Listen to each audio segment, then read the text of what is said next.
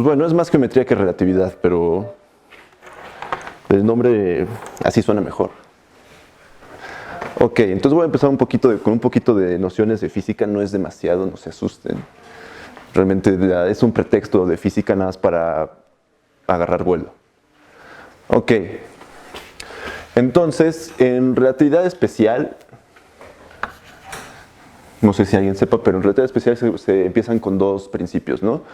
Uno es el principio de relatividad de Galileo, que la física no depende del marco de referencia.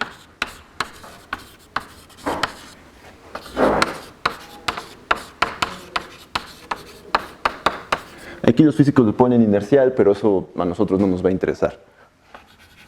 Y el segundo es que la velocidad de la luz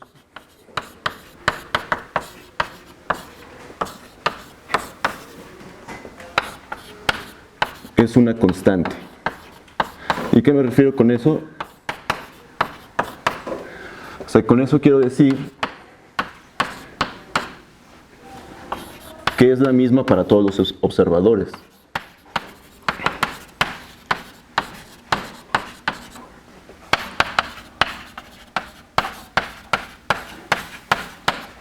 Ok. Entonces, nada más para empezar, pues si hacemos un diagrama, y aquí graficamos la posición y por acá el tiempo, la velocidad de la luz es algún número, ¿no? Entonces, si lo pensamos como el número que realmente es, que es un número muy grande, nos quedaría que es una recta así muy inclinada, ¿no? Pero para fines prácticos, la hacemos siempre igual a 1 y nos va a quedar aquí una muy bonita línea recta que pasa a 45 grados. Pero también nos queda una así, ¿no? Nos queda en realidad un cono. ¿Ok? Entonces, digo, nada, esto es para calentar un poquito.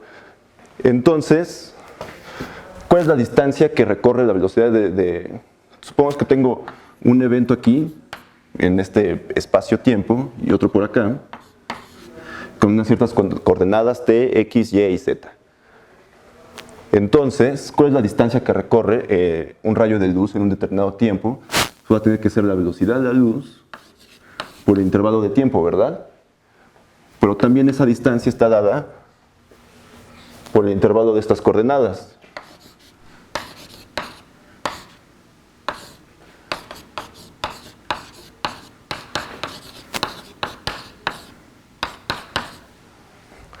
Ok, pero como el segundo dice que eso es igual para cualquier observador, entonces en cualquier otro tipo de coordenadas va a tener que suceder lo mismo, ¿no? Ok, entonces, bueno, esto de aquí es igual a 1, y en otras coordenadas también me va a suceder que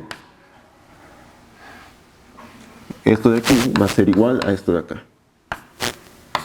Hay unas coordenadas que le voy a poner barra.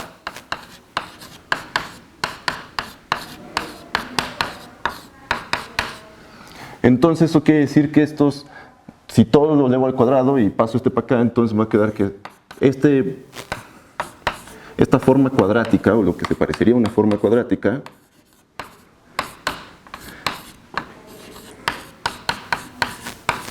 es 0 para ambas coordenadas.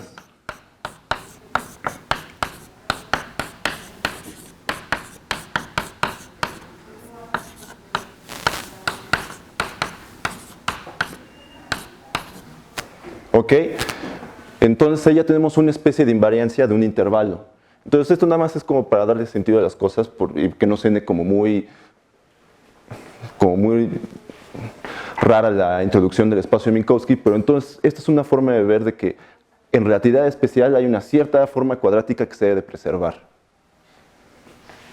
¿Ok? Pero pues bueno, dejando eso a un lado, el espacio de Minkowski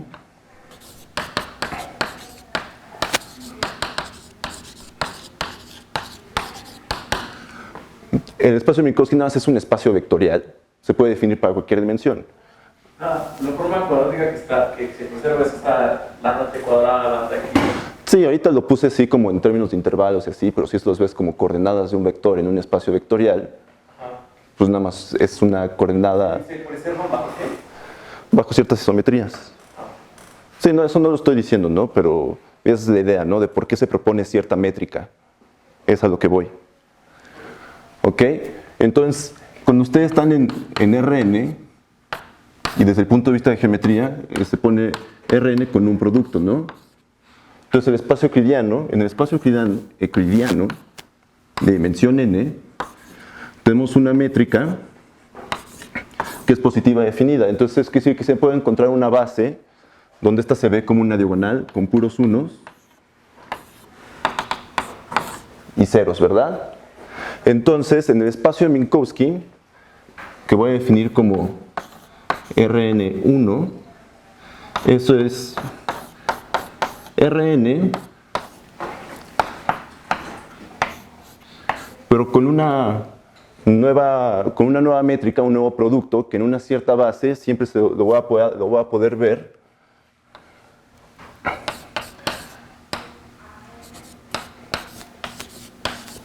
como una matriz que en el inicio tiene un -1 en la diagonal y después tiene puros unos y lo demás 0. ¿Ok? Entonces eso ya, pues, ¿quién es precisamente esa es la forma bilineal simétrica asociada a una forma cuadrática de este estilo, ¿no? Ok, entonces ese es el espacio donde vamos a empezar a trabajar. Y en ese espacio, en el espacio de Minkowski,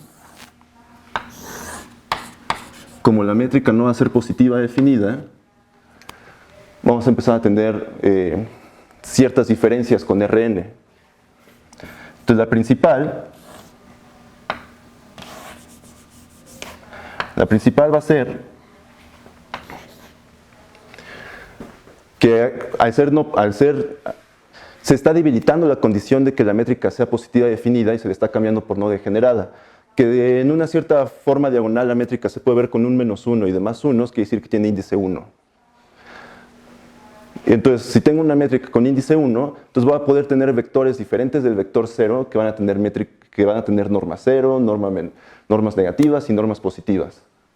Entonces, eso es a lo que se llama causalidad.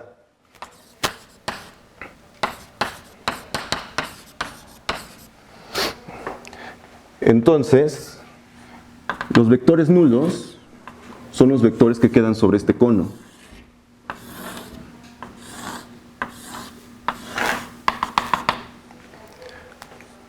Los vectores que van a tener una norma negativa van a ser los que van a quedar dentro del cono y los vectores que van a tener una norma positiva, como antaño, son los que van a quedar fuera del cono. Entonces, se definen de esta forma. Entonces, tomando un vector en el espacio de Minkowski, si la norma de este vector es menor que 0, se dice que es tipo tiempo.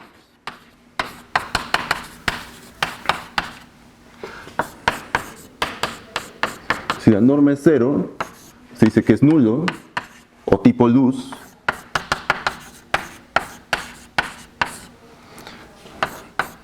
Y si la norma es positiva, se dice que es tipo espacio.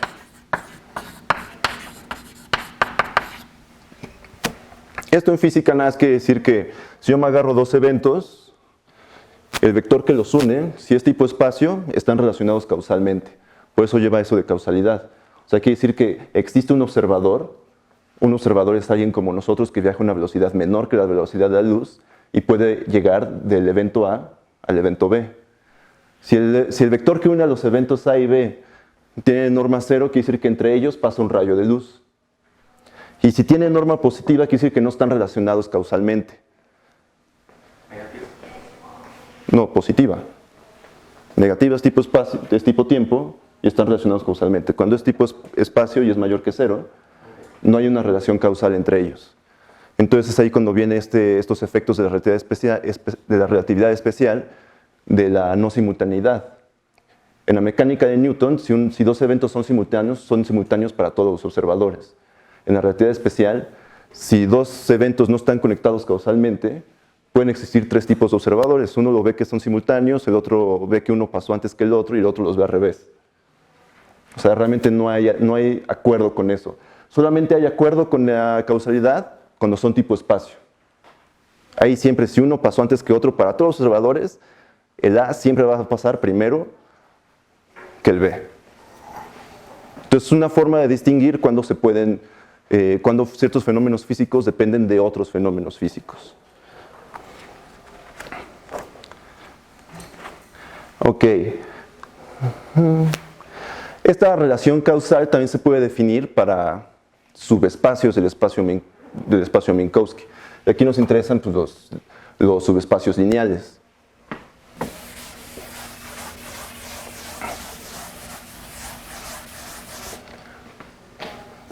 Entonces, haciendo un dibujo aquí de nuevo.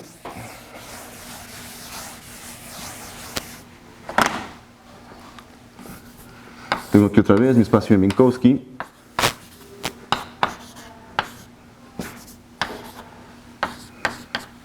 Con mi cono.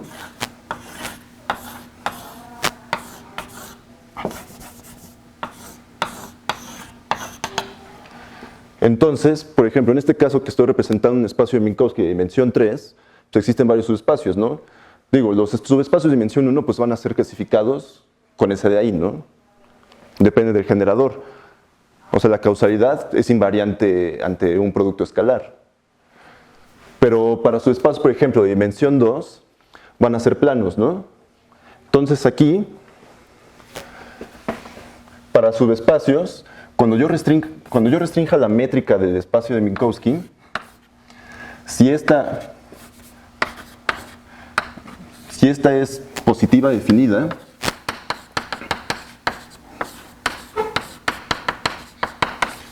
se dice entonces que el subespacio es tipo espacio.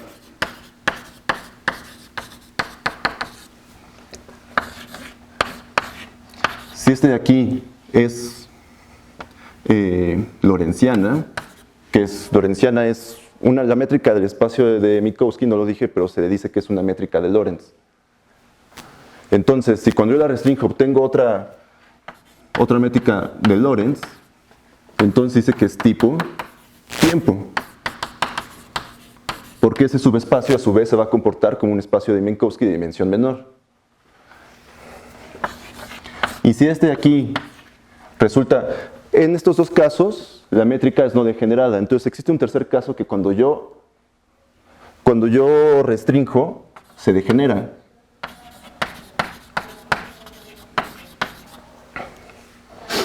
Entonces a estos se les llama nulos.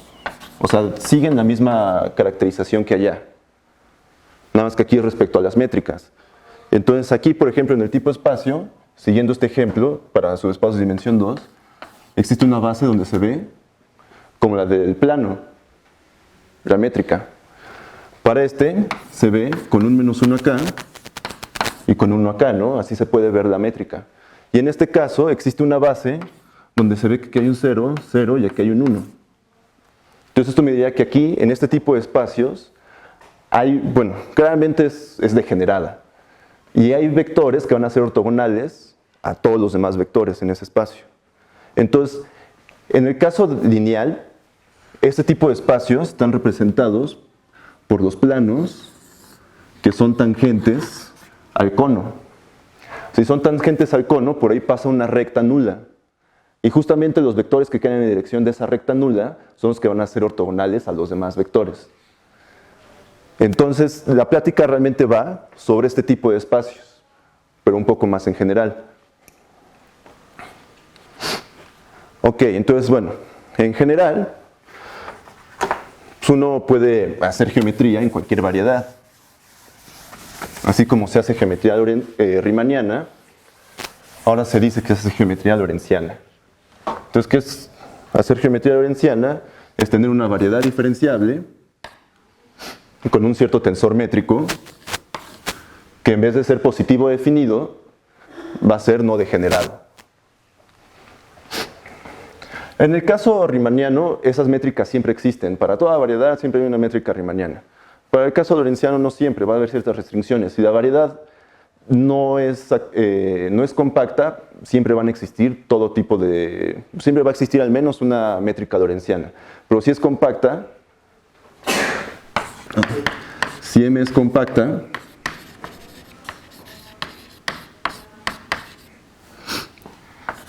existe una métrica lorentziana en M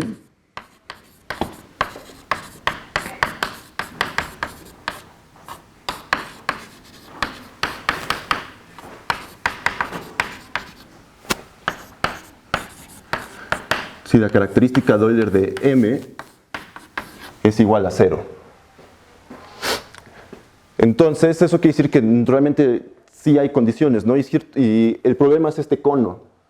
El problema es el cono porque cuando yo empiezo a pegar por abiertos mi métrica para que me vaya quedando bien, en el tangente, pues ahora los tangentes, ¿qué van a hacer? En vez de ser cosas que se parecen mucho al euclidiano, van a ser cosas que se parecen mucho al espacio de Minkowski. Pero para que se parezca todo el espacio de Minkowski en la variedad, las direcciones nulas van a tener que pegar bien. Entonces, para que peguen bien, la condición cuando el espacio es compacto se reduce a esto. Eso quiere decir que cuando yo estoy pegando los conos nunca se me junten lo suficiente para que ya no me queden, para que no me queden espacio vectores dentro del cono. Eso sería una degeneración. Entonces, eso es lo que me está pidiendo esto. Entonces, por ejemplo, la esfera no puede soportar una métrica lorentziana, pero el toro sí.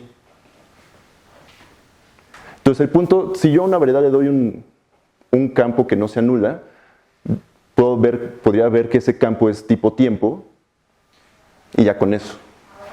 Es equivalente a esto de acá. Ok, pero a mí lo que me interesa en realidad es la geometría de las subvariedades.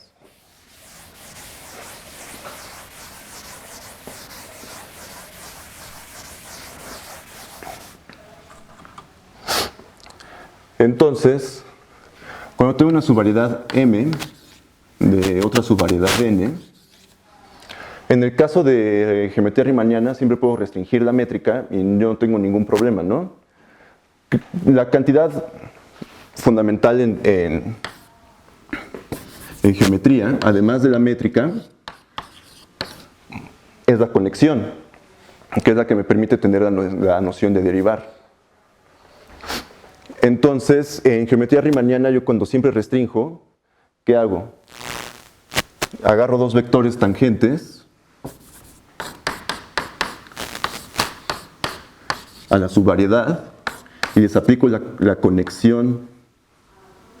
Vamos a ponerle aquí una N. La conexión del ambiente y derivo estos dos. Bueno, le aplico la conexión a estos dos. Entonces nada me asegura que el resultado de eso se vaya a mantener tangente a M.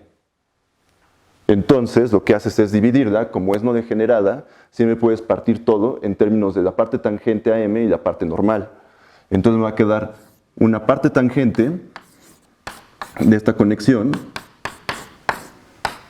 más una parte normal a esta. Entonces en geometría riemanniana siempre se puede hacer eso. Es lo que se conoce como la fórmula de Gauss. Pero en geometría lorentziana no siempre se va a poder hacer eso. Entonces lo primero que tendría que pedir es que la restricción de la métrica a la subvariedad siempre se mantenga en el mismo carácter causal. Y que ese carácter causal sea no degenerado. Si es no degenerado, yo otra vez puedo hacer esto. Pero ¿qué pasa cuando yo restrinjo?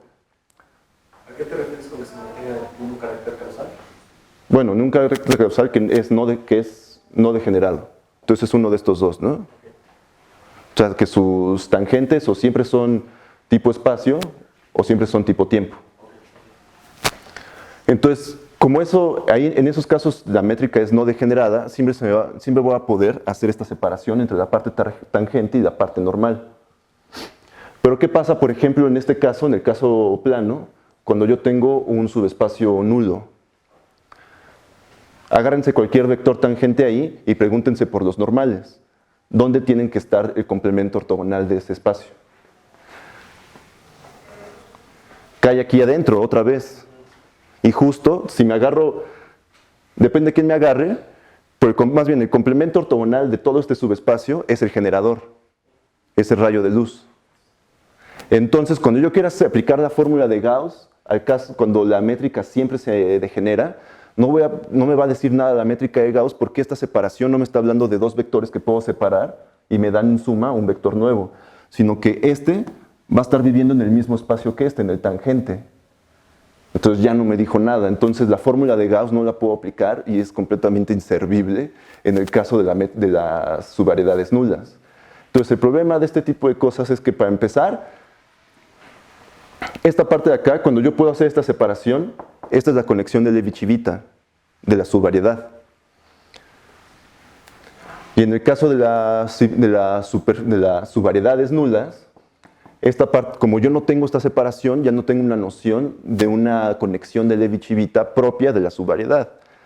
Entonces, como que ya no puedo hacer nada. La métrica es degenerada, la conexión de Levi-Civita no la tengo, y entonces ya no puedo transportar paralelamente, que es lo que siempre se hace. No puedo hacer gran cosa en realidad, al menos no desde este punto de vista. Pero la ventaja es que sí se puede trabajar, pero entonces para trabajar vamos a tener que usar la conexión del ambiente. Ok. Entonces, para llegar al tema que les quiero exponer, vamos a demostrar un pequeño resultado. Bueno, no lo voy a demostrar, nada, lo voy a enunciar sobre subvariedades nulas. Realmente se puede entender subvariedades nulas de muchas dimensiones. Agárrense una curva que representa un rayo de luz en una variedad, en un espacio-tiempo, que es una variedad lorentziana, y esta pues ya es una subvariedad nula, de dimensión 1. Pero a mí las que me van a interesar son las hipersuperficies nulas. Entonces voy a tomar siempre a mi variedad ambiente de dimensión n+1 con una métrica lorentziana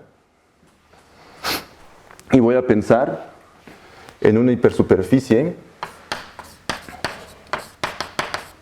Si tienes una distribución de planos, todos conteniendo un haz de luz, o sea, degenerados, siempre puedes encontrar una... O sea, ¿esa cosa siempre es integrable? No necesariamente. No, pues habría que dar más condiciones que eso. No sabría decir. Ok. Entonces, yo realmente voy a estar trabajando con hipersuperficies nulas. Entonces, un resultado que es típico de este tipo de cosas es el siguiente. Bueno, antes de llegar ahí, pues toda hipersuperficie nula va a tener un campo característico, un campo vectorial. Y ese campo vectorial pues son justamente los tangentes a todos los generadores, que son las curvas nulas. ¿Está bien? Entonces, toda hipersuperficie nula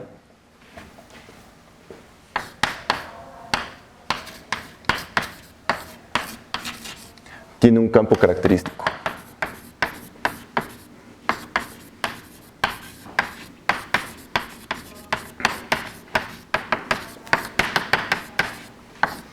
Que vamos a llamar K. ¿Ok? Y ese, pues bueno, podemos decir que está en este espacio de aquí, ¿verdad? En los campos vectoriales de ese. Y entonces, ¿ese quién es? Pues nada más es un campo vectorial que es nulo. Y que está definido en toda la variedad.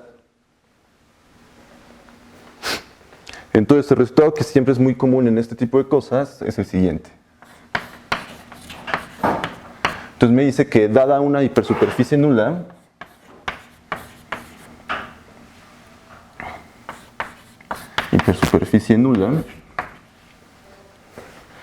su campo característico, más bien, las curvas integrales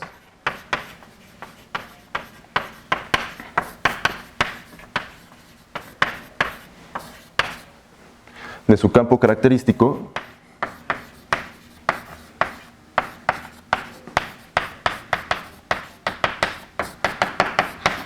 son pregeodésicas.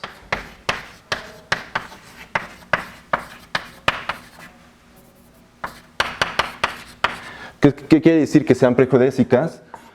Que cuando yo derivo, bueno, yo le aplico la conexión del ambiente al campo generador en la dirección del generador, esto de aquí me queda siempre en la dirección del generador. Eso quiere decir que una curva sea pregeodésica. Entonces, yo tengo una ecuación pregeodésica como esa, siempre puedo encontrar una reparametrización de la curva integral que me la convierte en una geodésica. por ejemplo, si tienes una superficie nula, Ujú. entonces el tangente a esto contiene un vector de luz, pero no tiene que estar formado exclusivamente de vectores de tipo luz. No, por ejemplo, este de aquí es una hipersuperficie nula, ¿verdad? ¿Y cuántos vectores nulos tiene? Bueno, tiene una infinidad, pero solo en esta dirección, ¿verdad? En la dirección que es tangente al cono. Okay, entonces, Los demás, ¿qué carácter causal van a tener? Tipo espacio. De hecho, toda hipersuperficie nula va a tener, a su vez, dentro de sí misma, otra hipersuperficie tipo espacio que va a estar ahí, entonces ya nada más tienes que completar siempre con una base, ¿no? En el tangente. entonces, bueno, entonces este campo vectorial es suave. Sí, es suave. Pero entonces hay como condiciones muy fuertes sobre cómo se pegan los vectores de luz dentro de la misma. O sea, los vectores, el A formado por vectores de luz es un A vectorial dentro de la hipersuperficie. Sí, o sea, aquí la hipersuperficie nula ya está dada. O sea, no estoy construyendo una hipersuperficie a partir de un vector de luz. Sí. Te estoy dando una hipersuperficie que ya es suave por sí misma y al ser suave va a tener un campo característico que va a ser suave también. ¿Sí? Si no, no sería una subvariedad suave. Ok. Entonces es una proposición muy clásica de este tipo de cosas y eso me va a ayudar a dar las siguientes definiciones. Cuando uno tiene hipersuperficies, en el caso riemanniano, es común definirle ciertos objetos que me ayudan a entenderlo desde un punto de vista extrínseco, que son pues, la segunda forma fundamental, su operador de forma y todo ese tipo de cosas. Pero todo ese tipo de cosas dependen de que yo tenga una fórmula de Gauss y una fórmula de Weingarten, que es el caso en el que yo aquí me agarro cosas normales, cosas en el as normal. Entonces aquí lo que voy a hacer es darle un poquito de vuelta y poder definir una segunda forma fundamental y un operador de forma otra vez. Pues en este caso van a ser nulos.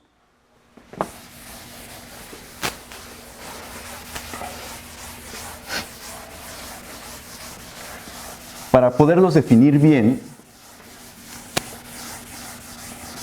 no los voy a poder definir trabajando sobre los tangentes o localmente sobre las tangentes de esta hipersuperficie nula, sino que voy a tener que hacer un cociente. Entonces defino la siguiente relación de equivalencia. Sean x y x' en el tangente de la hipersuperficie en algún punto. Entonces estos de aquí van a ser congruentes, o van a estar relacionados, módulo K, el campo característico, si solo si x menos x' están en la dirección del campo característico. Una pregunta. ¿Este campo característico es único o algo? O sea, ¿no puede ser que mi tangente tenga dos vectores nuevos? Sí, puedes multiplicarlo por menos y van a ir hacia el otro lado. No, bueno, digo, linealmente independientes. Linealmente independientes no. Mayor dimensión, ¿no? Porque en el cono como que... No. Entonces, siempre van a ser linealmente dependientes.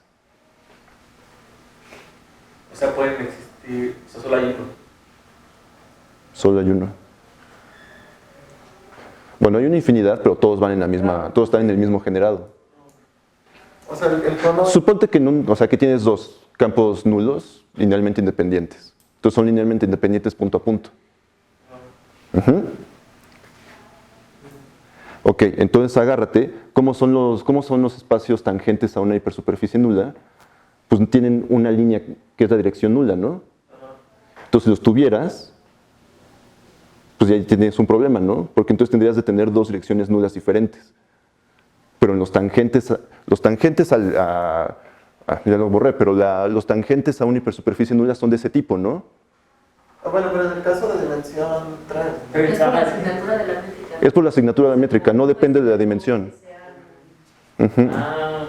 De hecho, Porque si son independientes van a tener, o sea, como que tendría... forzosamente dos generadores, cuando elementalmente solo tiene uno. Sí, pues te dije, agárrate los punto a punto, pero vas a tener una contradicción porque nada más hay una línea. ¿Ok? Eso depende de la asignatura. Si tuvieras una asignatura mayor, podrías tener mayor número de campos nulos linealmente independientes. ¿Ok? Pero en este caso, como la asignatura siempre es 1, solo hay uno. ¿Ok? Entonces, lo que voy a hacer ahora es trabajar en el cociente de este espacio. De ahora en adelante voy a trabajar aquí. Y ahí es donde voy a poder definir bien la segunda forma fundamental y el operador de forma.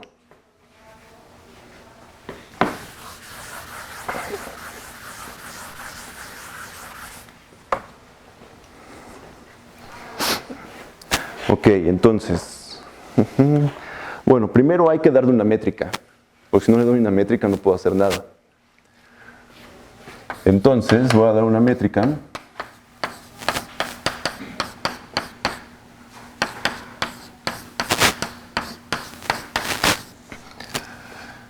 Tal que h de x barra y barra, donde son las clases de equivalencia nada más, la voy a definir justo como el producto que ya tenía en hipersuperficie. O sea, se ve muy fácil, pero, bueno, sí es muy fácil, pero está bien definido. Podemos hacer las cuentas, no tiene ningún sentido que lo haga ahorita, pero se hacen las cuentas y eso realmente está bien definido. Entonces, así de fácil es poder definir ahora una métrica en el nuevo cociente. Entonces ya con esto, ahora sí puedo definir lo siguiente. Entonces lo que primero que voy a hacer es, no se le llama operador de forma, en este caso le llaman transformación de Weingarten, que pues, es un operador de forma. ¿Ok? Y entonces esta es una función que va a depender siempre del generador y que toma vectores aquí en el cociente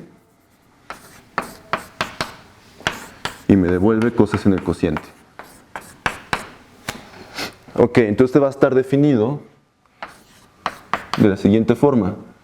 Este actuando en x barra va a ser la conexión aplicada acá en la dirección de x y a eso le saco su relación de equivalencia. Bueno, su clase de equivalencia. Entonces así es como voy a definir esta transformación de Weingarten. También está bien definida. Y de hecho no solo va a estar bien definida, va a ser lineal. De que abre sumas, pues está en automático porque esta cosa aquí siempre va a abrir sumas, ¿no? Y el que saca funciones, bueno, también, porque justo el de aquí es lineal. Entonces nada más habría que ver que si yo me agarro un múltiplo del campo característico, no le va a pasar nada también. También, si yo le pongo una f aquí, también me va a sacar la f. Entonces eso ya nada más me diría que dependería puntualmente solo de x y de k. Por eso ahí está un poquito más sencillo. A ver. Vamos a ver, definamos eso como un rescalamiento, ¿ok? De este vector. Y entonces, la derivada de este en la dirección de x, pues es la conexión en k, multiplicado por f, de x. ¿Y eso ahí quién es? Pues nada más es x actuando en f por k más todo f multiplicando a la conexión aplicada en k en la dirección de x. Y entonces ahora sí, pues ya este y este me van a quedar relacionados, ¿verdad? Porque difieren en algo que está en la dirección de k. Entonces ya este de aquí depende solo puntualmente del valor de k. ¿Sí? Entonces es algo bueno, porque eso es lo que pasaba con la forma con el operador de forma. Entonces recuperé una nueva noción del operador de forma. Y ahora sí, una segunda forma fundamental, versión nula,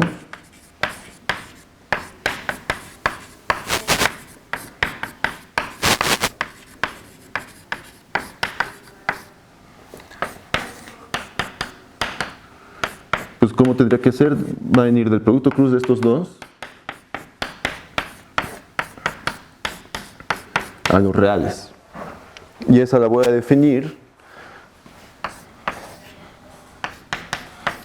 actuando sobre campos vectoriales X barra y Y barra, como la métrica actuando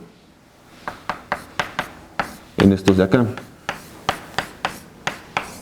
Exactamente igual que en el caso clásico.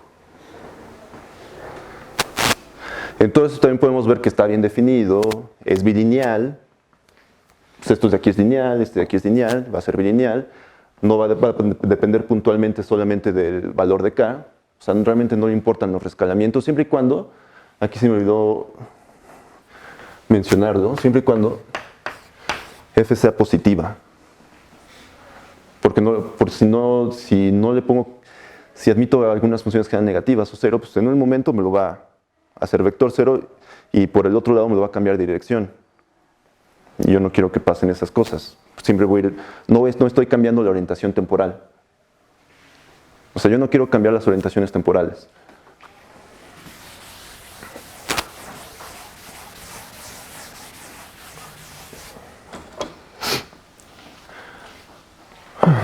Ok. Y, pues bueno, resulta que este operador, en este caso, como hemos ido avanzando, va a ser simétrico. Es cosa de hacer las cuentas, pero bueno, así definido sabe que es simétrico, y siendo este simétrico va a decir que entonces BK es autoadjunto.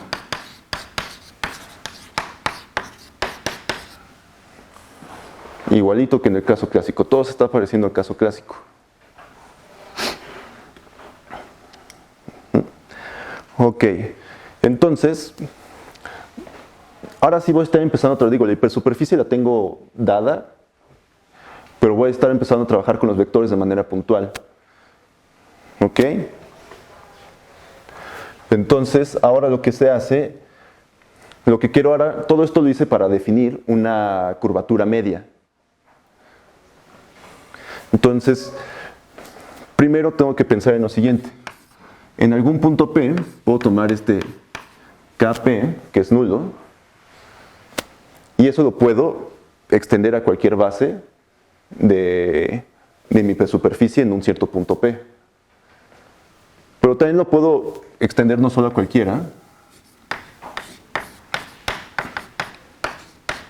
sino a una tal que estos de acá son ortogonales.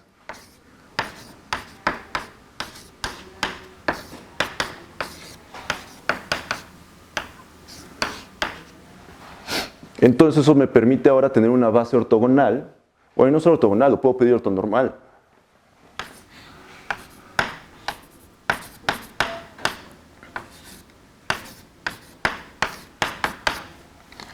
Ahora puedo tener una base ortonormal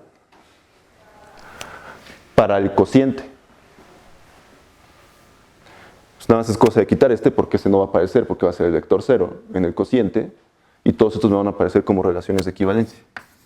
Entonces tengo una base de EI barras con I desde 1 hasta n-1, que va a ser base ortonormal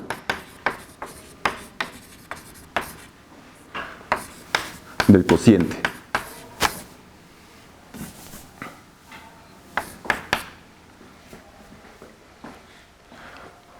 Ok, entonces ahora defino la curvatura media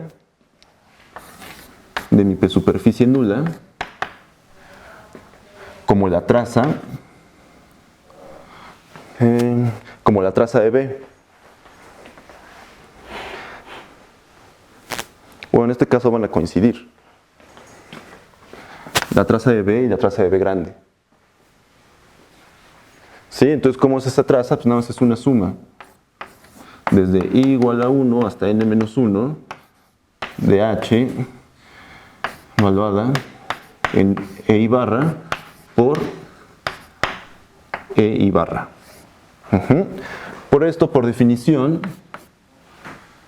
¿quién es? Es una suma desde I igual a 1 hasta n-1 de la métrica de la conexión en K en la dirección de EI barra. No, así ya sin las barras. se queda así, ¿no? En términos de la métrica original y de los vectores sin su clase sin barras. Y esa fórmula de ahí pues, es muy famosa en geometría porque me determina la divergencia de un cierto campo vectorial. En este caso, la divergencia del campo K.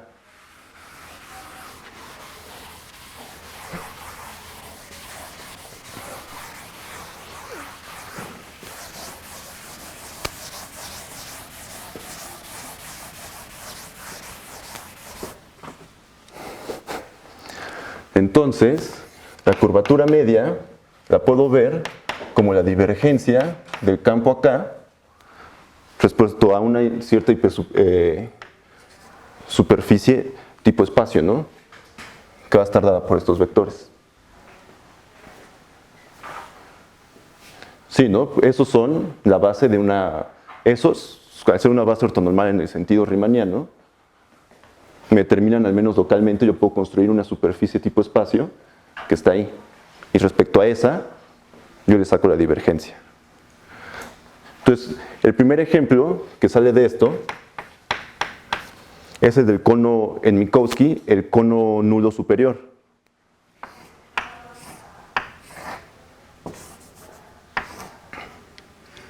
Ahora nos quedamos con esta parte del cono. Y este tiene su campo, ¿no? Como su variedad de Minkowski tiene su campo, ¿no? Que van acá. Entonces eso claramente tiene una divergencia distinta de cero, ¿verdad? Entonces para este tipo de superficies, la curvatura va a ser mayor que cero. Cuando una divergencia es mayor que cero, quiere decir que tengo fuentes. Si es menor que cero, quiere decir que tengo sumideros. Entonces, ese es un primer ejemplo de una superficie, ¿no? Entonces, en el cono, en Minkowski, esa siempre tiene una curvatura media mayor que cero. ¿Sí?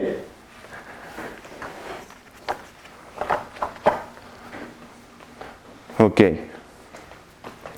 Por este operador de forma, todavía cumple con una ecuación.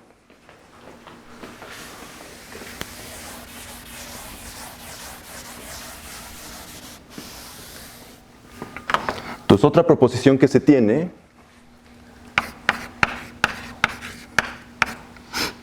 es que la transformación de Weingarten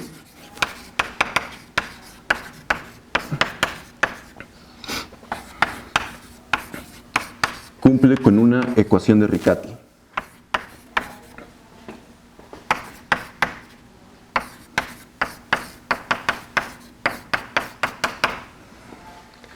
Entonces, en este caso, bueno, se pinta así normalmente, ¿no? Que la derivada de la transformación de Weingarten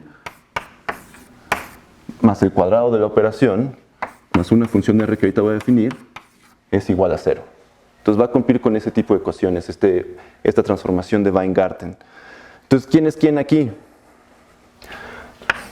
Aquí B', valuado en un campo X, es una derivada de tipo tensorial nada más. ¿Quién es?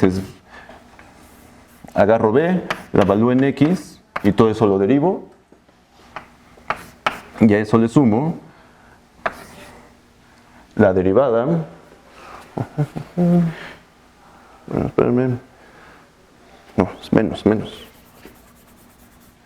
Menos la derivada del campo. Y aquí derivada, ¿a qué me refiero? Agárrense una curva integral del campo característico y deriven en la dirección del campo característico. Es lo que se hace para demostrar este teorema. ¿Ok? Entonces una derivada en este caso es una derivada en dirección del campo característico con bueno, y no solo eso, sino con un parámetro afín.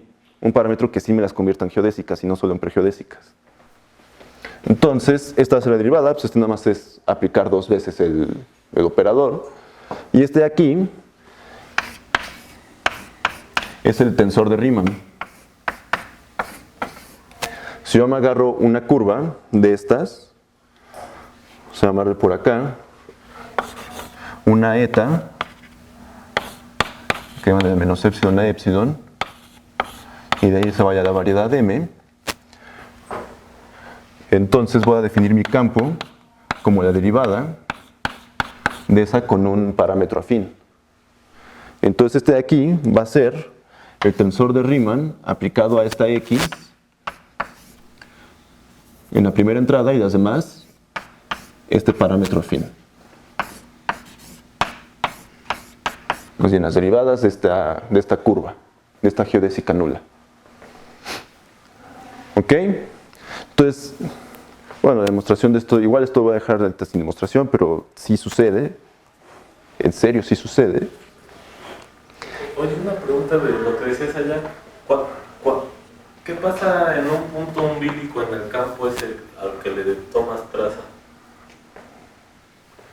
¿Punto umbilico? ¿Con un punto silla? ¿O a qué te refieres con un punto umbilico? Es que, bueno, intuitivamente cuando como que son iguales las curvaturas en todo lado. Ajá, sí, no, un punto umbilico en una hipersuperficie es donde todas las curvaturas principales son iguales. Ajá, Entonces aquí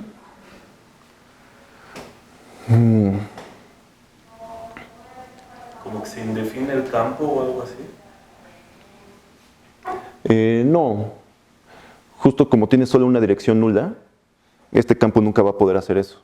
O sea, no te va a quedar como que el campo, como si tuviera una singularidad. De hecho, un campo característico nunca es singular. Entonces no tienes ese tipo de casos. Gracias.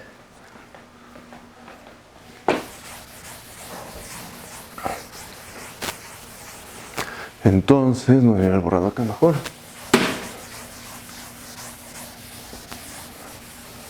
Entonces esta ecuación la voy a usar porque a mí la ecuación que realmente me interesa es una ecuación que se conoce por el nombre de la ecuación de Rashaduri. Rashaduri era un físico hindú que demostró justo el teorema que les quiero mostrar al rato, que fue el primer teorema de singularidades en relatividad general.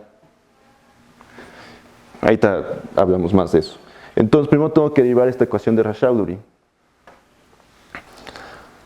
Ok, entonces lo que se hace para calcular la ecuación de Rashaduri, se toma esto y lo que se hace es dividir a B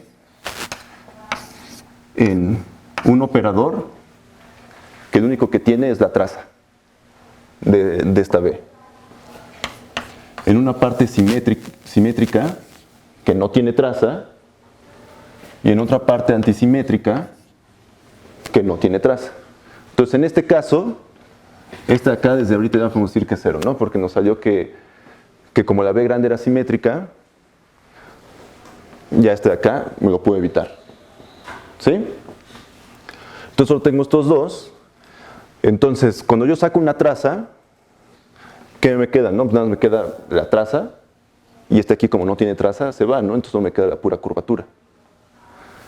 Entonces lo que voy a hacer ahora es sacarle la traza a toda, bueno, lo que se hace es sacarle la traza a esta ecuación de Riccati. Entonces si ponemos la ecuación así,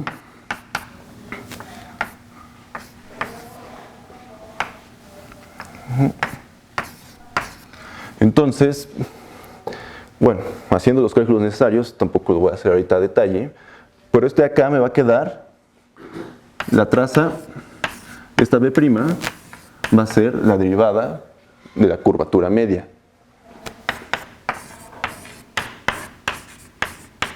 Respecto al parámetro afín. ¿Ok? Este de aquí, pues es el tensor de Ricci. Y este de acá me va a quedar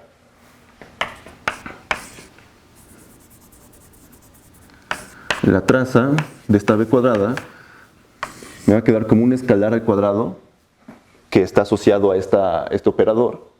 Como está al cuadrado, pues ahora sí ya no puedo argumentar que su traza sea diferente de 0.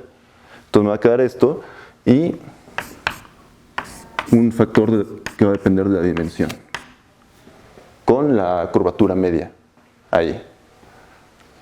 Entonces eso, organizándolo todo, me va a quedar que la derivada de la curvatura media respecto al parámetro afín, ¿quién va a ser? Pues va a ser menos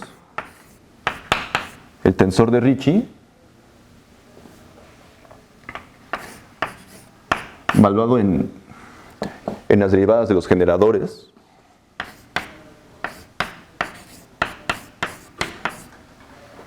Y a esto le tengo que restar estos de acá.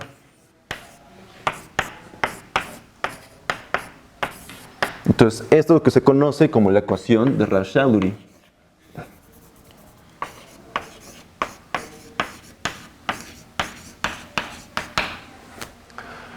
¿Ok? Entonces, es precisamente esta ecuación de Raychaudhuri la que me va a permitir demostrar el siguiente teorema.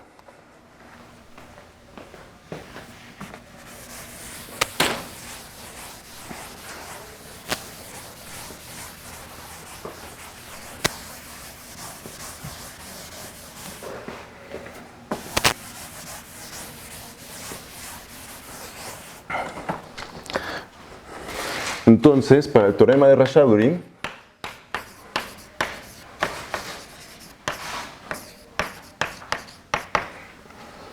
entonces me voy a tomar un espacio-tiempo, ¿ok? Con su métrica. Un espacio-tiempo que obedece la condición de energía nula. Ahí te explico qué es eso.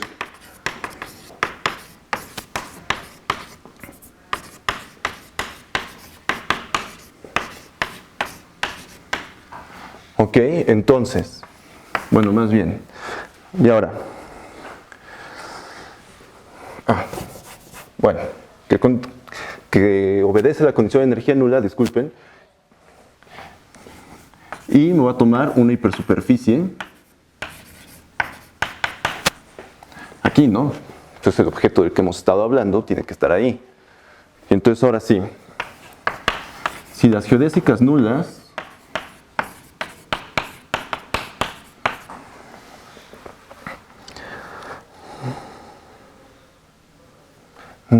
más bien, si los generadores nulos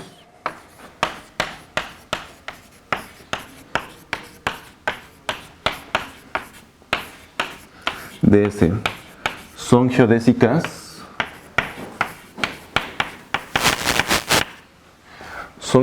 completas al futuro,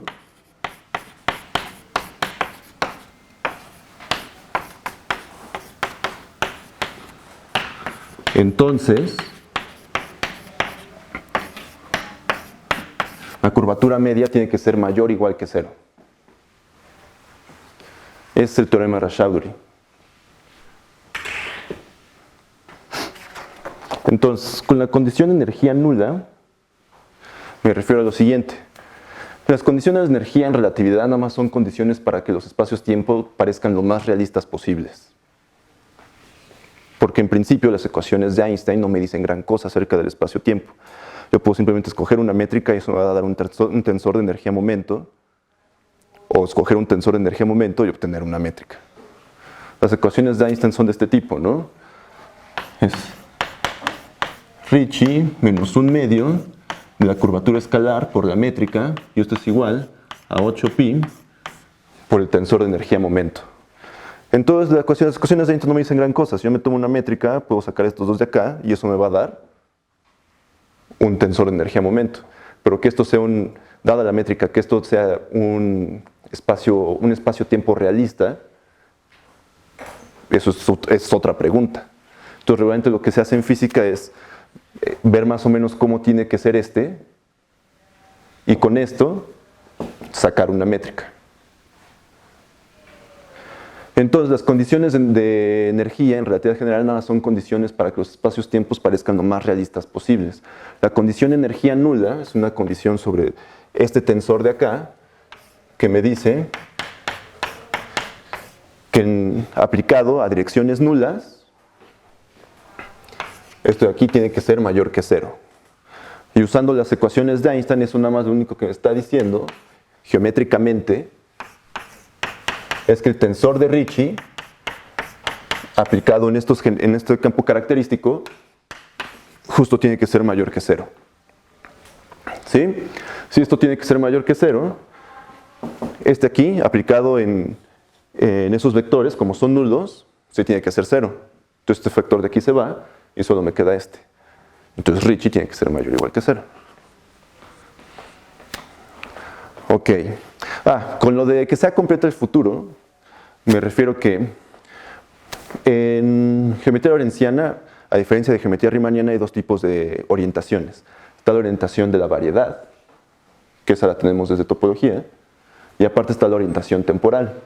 Como yo tengo dos conos, el cono en Minkowski es una hipersuperficie no conexa, ¿verdad? No tiene el cero. El cero se define como uno que fuera tipo espacio. Entonces, si yo me agarro que todos los vectores están apuntando en la dirección del cono de arriba, entonces digo que tengo una orientación temporal hacia el futuro. Si agarro como mi parte importante del cono de abajo, tengo una orientación al pasado. ¿Sí? Entonces, aquí con decir que tengo una geodésica que es completa al futuro, es que en esa dirección que yo decidí que era la dirección futuro, en esa dirección mis geodésicas son completas. ¿Ok? Entonces, para demostrar eso se usa la ecuación de Rashaduri. Entonces, primero, la demostración de esto regularmente se hace por negando el resultado.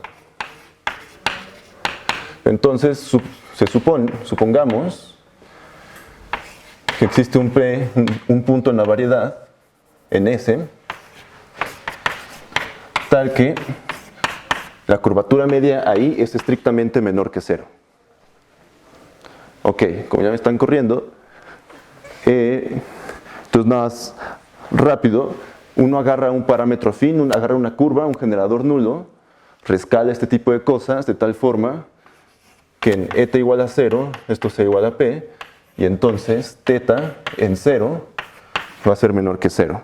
Entonces, usando la ecuación de Rashaduri y viendo quién es positivo y quién no va a ser positivo, me va a quedar que la derivada respecto al parámetro afín va a ser menor o igual que menos θ cuadrada entre n menos 1. Esto quiere decir que esta función es decreciente. Reescribiendo esto, obtengo que la derivada respecto a este mismo parámetro afín de la función 1 entre θ va a tener que ser mayor o igual que 1 entre n menos 1. Entonces esta función de acá es creciente por otro lado. ¿Ok? Entonces todo esto lo hago localmente alrededor de un punto.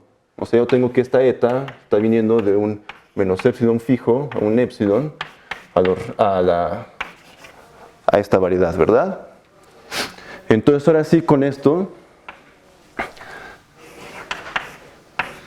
θ de t va a tener que ser menor que 0 para toda t mayor que 0. Y mientras esta función de acá tiende a 0, esta función va a tener que tender a menos infinito. Y entonces la función se me está yendo hasta infinito en un parámetro afín finito. Y esa es donde está la contradicción. Porque esa función tendría que ser suave en ese intervalo. Y entonces ya no puedo empezar a pegar bien. Entonces por ahí sale la contradicción y eso demuestra el teorema de Rashaduri. Entonces se dice que es un teorema de singularidad porque si yo me agarro una variedad, encuentro una hipersuperficie nula que tenga una curvatura media menor que 0, entonces, ¿qué va a pasar? Es una hipersuperficie que sus geodésicas nulas no van a poder ser completas hacia el futuro. Entonces quiere decir que las geodésicas en algún momento, si yo empiezo a recorrer el tiempo, se van a parar o van a regresar al mismo lugar. Entonces, de alguna forma, los físicos interpretan esto como la existencia de agujeros negros o de algún tipo de singularidad en mi espacio-tiempo. Entonces, esta es una forma, como un prototeorema del famoso teorema de Hawking. Uno puede tomar ciertas condiciones, y esto es el teorema de Hawking, pero con menos hipótesis. Aquí lo que no estoy usando para enunciar un teorema de Hawking es lo que se conoce como teoría causal. Yo tendría que, con esto, y junto con la teoría causal, yo podría demostrar el teorema de Hawking y el teorema de Penrose. Ok, entonces bueno, eso sería todo por mi parte.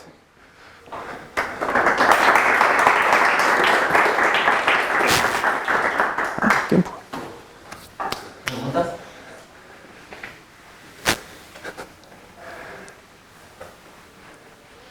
Al principio hiciste un esquemita del espacio-tiempo Ajá. y después cuando motivaste con las dos formas esta, había una variable que no aparecía, entonces esa variable que... ¿En dónde? El esquemita tenía variable xt, Ajá. y tu forma tenía una z por ahí. Ah, bueno, sí, o sea, mis coordenadas las puse como si hubiera 3 coordenadas espaciales y una temporal, ¿no? Que es como lo hacen los físicos, por eso sus espacios-tiempos son de 4 dimensiones. Pero, pues como no puedo dibujar, yo no sé cómo dibujar cosas de 4 dimensiones, pues lo puse primero en 2 y después en 3, como ya para darle más sentido, pero es lo mismo. Aunque entonces el dibujo que correspondía a esa era uno de 3 dimensiones. Uno de 3 dimensiones.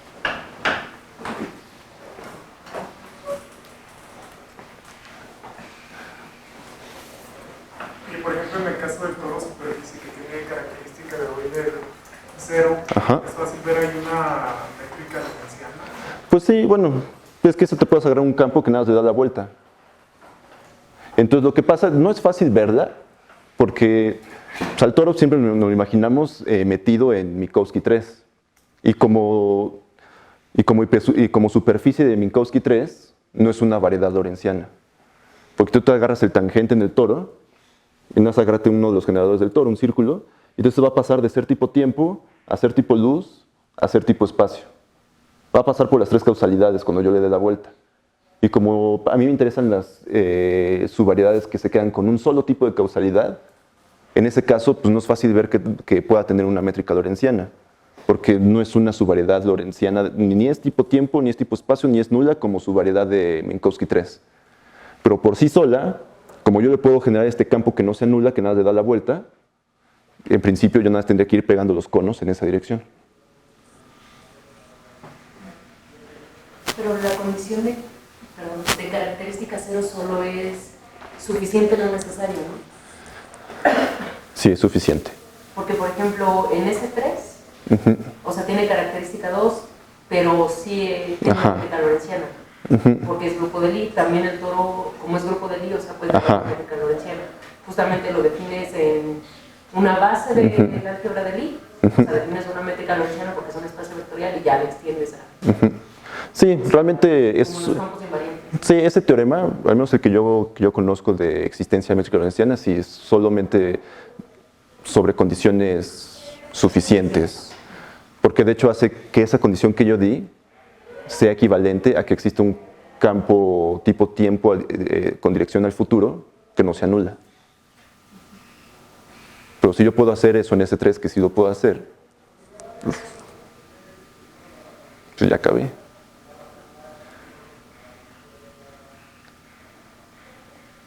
¿Alguna otra pregunta? Oye, entonces, de la singularidad que hablabas aquí, así como algo intuitivo, o sea, como que no... ¿Algo intuitivo? Uy. Pues que aquí lo que se usa más intuitivo es como la física que está de fondo nada más.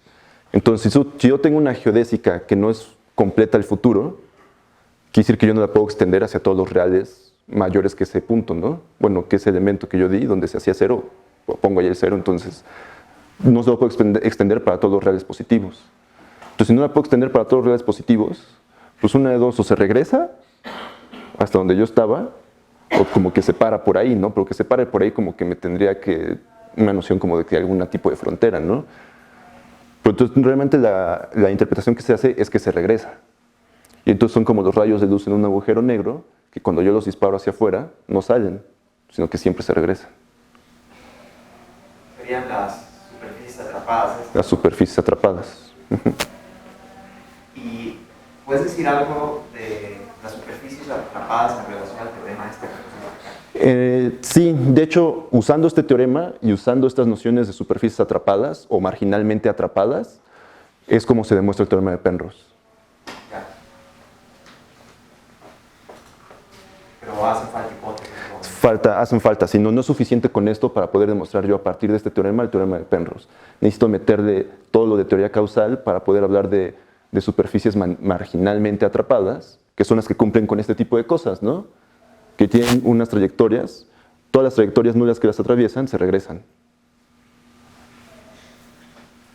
¿Y sabes más o menos como qué elementos de la teoría causal se introducen como cosas de dominio de dependencia y cosas así? La verdad no me acuerdo bien, apenas estoy empezando a estudiar, digo, esto es de mi tesis de la maestría. Entonces todavía no termino de investigar todo.